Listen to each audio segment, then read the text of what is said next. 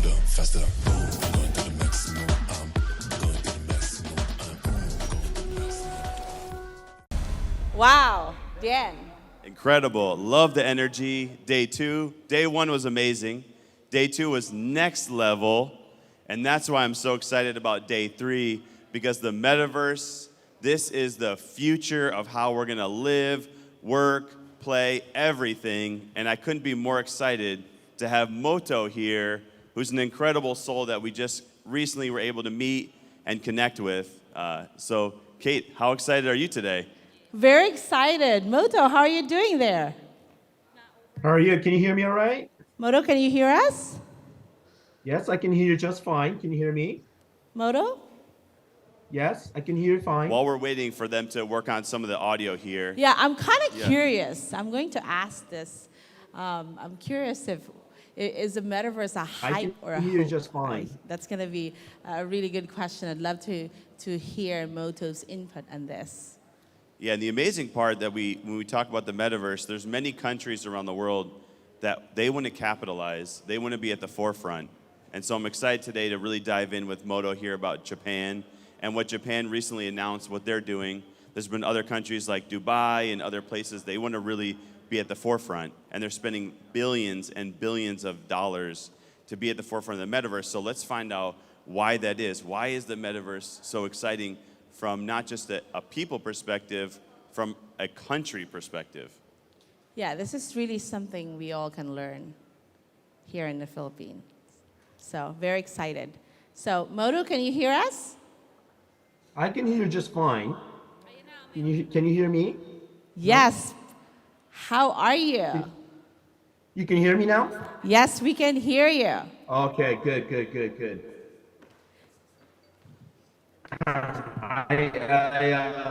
I was able to see the whole show. I am so sorry I cannot be there. I really looks like you've got me bigger than everybody there. Yeah, so Moto, I'm kind of curious. What was your journey like to get where you are? Sure. So just give you a very brief background about myself. I was born in Japan, raised in the United States. My whole career has been in finance. I was an investor for a big hedge fund. I used to work at a bank at JP Morgan. But throughout all these years, from the 90s to today, Japan really lost out on Web 1 and Web 2. And when it came to Web 3, I just had a very strong feeling that this is something that I had to do to really lead Japan in this Web 3 initiative. So I made this choice over a year ago to lead Japan's Web 3 initiative with Animoca brands. So we have been working with the government, helping the government write the NFT white paper, which was launched. And the government has now announced Web3 to be the national growth strategy. Wow. So hopefully Japan will catch up to the Philippines. Wow. Can you tell It me? is a big statement, yes. Yeah, Moto, that kind of heavy, huge responsibility coming from you. How do you feel about that? That's like a huge weight on your shoulder. Well, I'm trying not to think about the responsibility. I'm only just simply excited about what this technology and the future has for Japan. Now, with my financial background, I see NFTs and, of course, blockchain as a new financial product. And being in finance, we've seen many new financial products come along the way. I see NFT as a securitization of IP. And I think there are a lot of fans in the room today that are fans of Japanese manga, anime. We're trying to basically work with these kind of Japanese IP, Japanese culture to take it to Web3, to take it to the world. Wow. How do So you as our anchor investors, we have the biggest sub-publishers in Japan, Shueisha, Kodansha. These names might not sound familiar, but you will certainly know all the titles that they have taken to the world, such as One Piece, Dragon Ball, Fairy Tail, Ghost in the Shell, Sailor Moon. All these came from these two publishers. Yeah, so Moto, explain to us, and I love what you said that Japan missed out maybe on Web 1, Web 2. Now they're here to capitalize on Web 3. How hard was it to convince Japan as a country to really get behind something that, and sometimes it's speculative, some ways it's unknown? How hard was it, and what did you have to do to really convince them that now is the right time? If you remember back in the Bitcoin days, Japan was actually leading the world in Bitcoin. It was Mt. Gox, CoinCheck, these kind of hacking troubles that had really left Japan behind in many ways in Web3 once again. But I think there are ways around to capitalize on Web3, to put the regulations that are needed, to do it safely, to do it correctly, to protect the investors, but to take a complete new asset class called NFTs to the world. So the reaction after the FTX incident in Japan has been very different from the world. FTX Japan actually didn't really get hurt.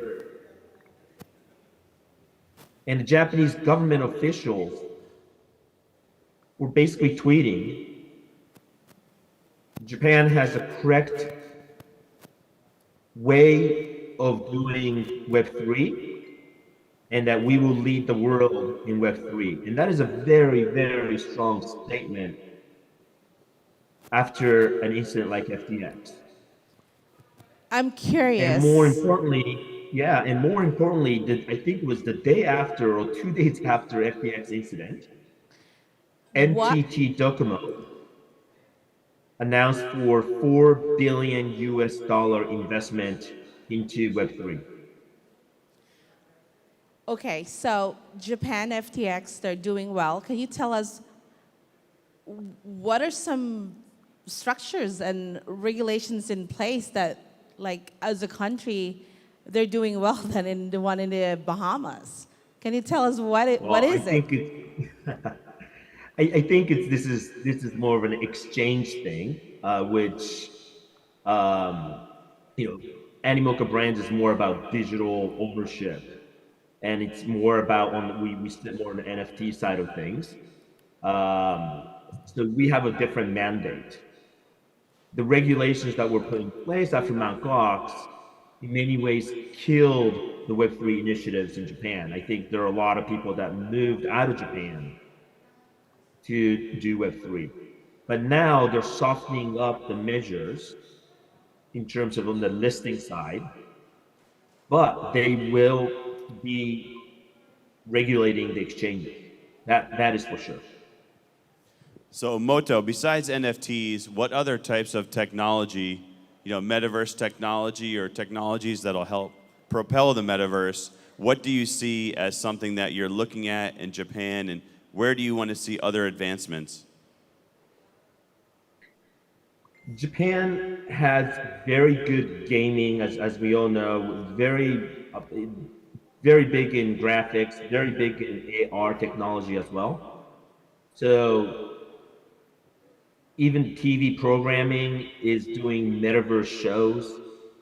So in terms of the metaverse, and Sony just introduced some devices for wearable devices. So I think it's going to be more driven towards the AR, XR kind of technology that Japan will be leading. That's really exciting. And I saw that in the news, utilizing extended reality, Pagoda as a car, they were able to put together in 9 months. In if you're not utilizing the technology, it's like a year and a half, like huge difference. So Huge what are difference. yeah, huge difference. And in healthcare and simulation, I think that's going to change how we do training to our employees. I believe so, definitely for sure. We're working on one actually at the end of the year, XR experience from the ISS space station. Wow. That means we can all Yeah. go to space. We can actually, yes. I actually tried it myself, and it is a surreal experience in that you're live from space, looking down on Earth, and with everything that is going on around Earth, just even if it's an AR experience, to be able to looking down on Earth and pointing out places where there might be a war going on. It's just a very different feeling, and you get a whole very big picture. And to think about Web3 from that perspective was even more interesting.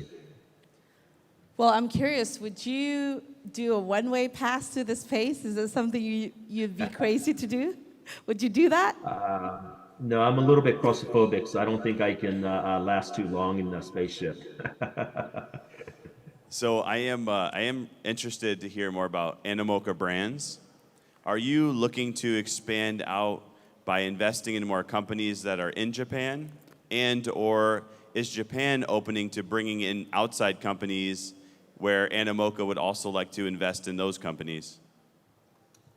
The answer to both those questions is yes, for sure. My mandate is Animoca Brands Japan. Therefore, there's two big mandates that I will have. One is to take Japanese IP to the world through Web3, and second is to take Japan to Web3. So both of these, I'll be working with many companies globally that I can work with, of course, including the Philippines, which there are many, many great companies and engineers, and I think Philippines is actually a lot further ahead than Japan in many ways.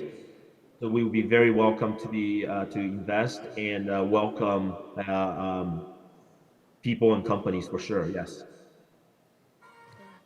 All right, so we're almost at time here.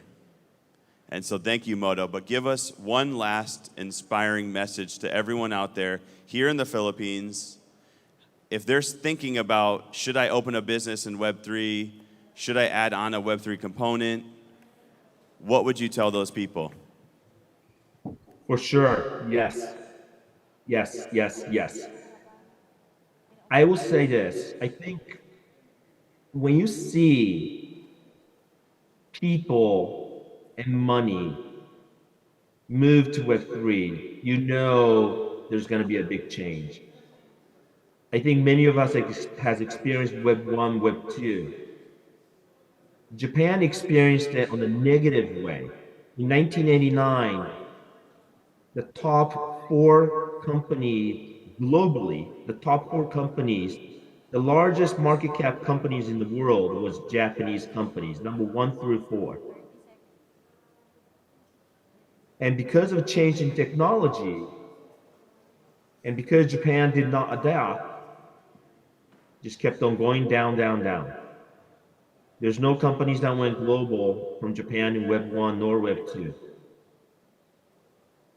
Which also tells you that there's huge opportunities on the other side. And in Web3, because of its decentralization, I think there are many opportunities and more opportunities for more people. Just as Animoca Brands is currently invested in 380 companies, the wealth spread should be much wider. Awesome. Thank you so much, Moto, for being here. We're We so really- honored having Yeah. you here. Let's That was give amazing. it up. Give it up for Moto. Thank you so much. So glad you're able to make Thank you it. for having me. Hope to see you guys soon.